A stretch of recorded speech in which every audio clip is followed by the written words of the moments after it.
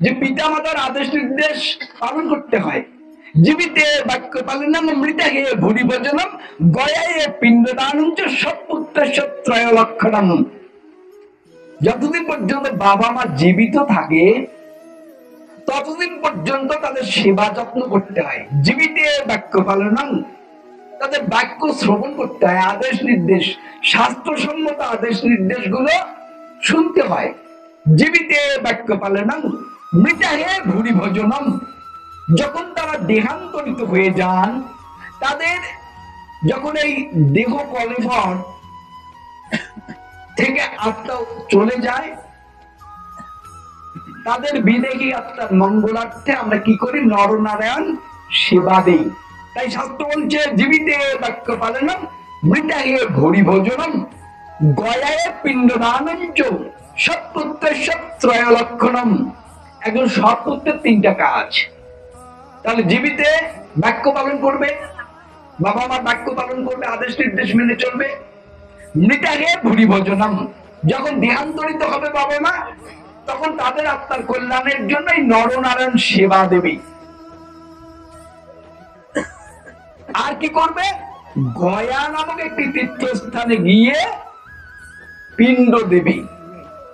এখন আজকাল হয়েছে কি, গয়া গিয়ে পিণ্ড দিচ্ছে, এখন গয়ায় কিছু পান্ডা রয়েছে, বিহার প্রদেশের কিছু ব্যক্তি সেখানে গিয়ে পৌরোহিত্য করেন। তো ওনারা গয়া মাহাত্ম্যকে বেশি করে প্রকাশ করতে গিয়ে অনেক সময় অশাস্ত্রীয় নির্দেশনা দিয়ে ফেলেন। বলেন যে গয়ায় পিণ্ড দিলে আর বাড়িতে গিয়ে তোমাদের বাবা মায়ের একদৃষ্ট করতে হবে না। প্রতি সংবৎসরে, প্রতি বৎসর আমরা যে বাবা মার আত্মার কল্যাণে শ্রাদ্ধাদি করি, এটি নাকি করতে হয় না। ও ওনারা বলে দেয় আর মানুষ বিভ্রান্ত হয়ে যায়। অথচ আমাদের জানা উচিত যে শাস্ত্রটা আমাদের শাসন করবে। তো শাস্ত্র কি বলছে?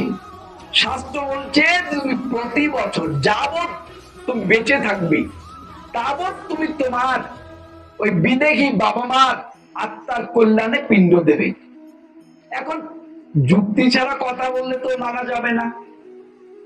এখন কেউ বলতেই পারে যে বাবা মাকে আমি পিণ্ড দিচ্ছি, তো ওনারা তো মুক্ত হয়ে গেছে, আমি গয়ায় পিণ্ড দিয়েছি, জীবন ওদের একদম মুক্ত হয়ে গেছে, ওরা অমৃতত্ব লাভ করেছেন, অমরত্ব লাভ করেছেন, বিষ্ণু পদে চলে গেছেন, বিলীন হয়ে গেছেন, তাকে আবার মরতে টেনে আনবো কেন, ডাকবো কেন? যুক্তির কথা।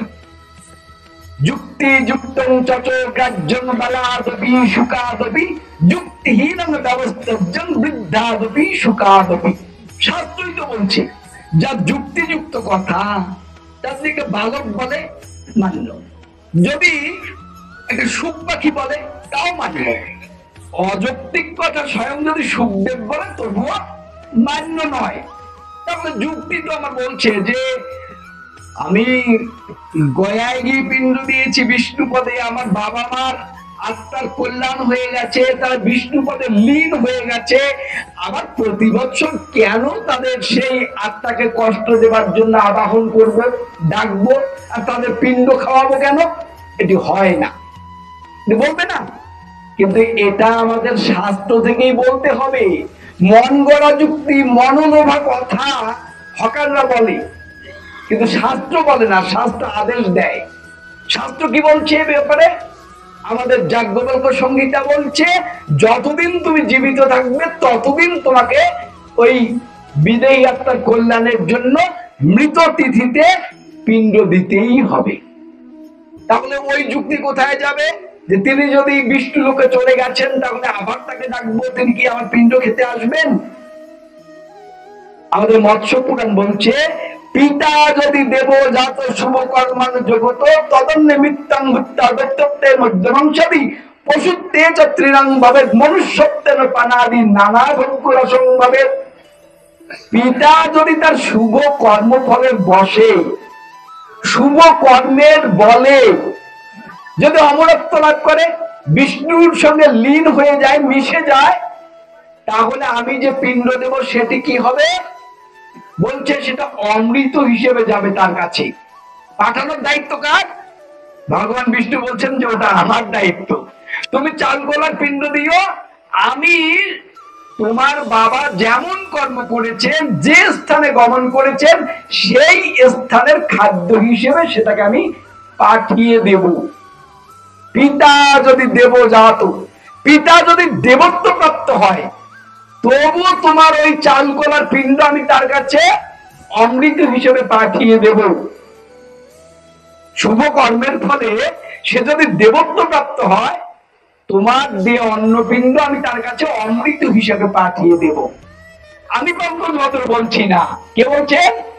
স্বয়ং ভগবান বলছেন। কোথায় বলছেন? মৎস্য পুরাণে বলছেন, পিতা যদি দেবজাত শুভ কর্মানে জগত তদন্য মিত্তং বিত্তা দত্তত্বে মধ্যে বংশাদি। আর যদি সে দৈত্যজনী পায় তার কর্মদোষে, বলছে যে তাহলে রক্ত মাংস হিসেবে ওই দৈত্যজনীর খাদ্য রূপে তোমার দেয়া চাল করে আমি তার কাছে পাঠিয়ে দেব। আর যদি সে পশুজনী প্রাপ্ত হয়, তখন কি হবে? বলছে তুমি ভয় পেও না, তোমার দেওয়া ওই চাল কলার পিণ্ড তার কাছে যাবে তৃণলতা হিসেবে। পশুদের যা খাদ্য সেই রূপেই আমি তোমার ওই দেয়া দ্রব্য তার কাছে পাঠিয়ে দেব। আবার যদি সে মনুষ্য জন্ম পায়, বলছে নানা ভোগ্য রসম্ভাবে, মানুষ যত প্রকারের খাদ্য খায় অত প্রকারের স্বাদ সৃষ্টি করে আমি ওই তোমার পিণ্ড তার কাছে পাঠিয়ে দেব। তোমার কর্তব্য পিণ্ড দেয়া, পাঠিয়ে দেওয়ার দায়িত্ব কার? ভগবানের। তাহলে আমরা দেখছি যে প্রতি বছরই মৃত তিথিতে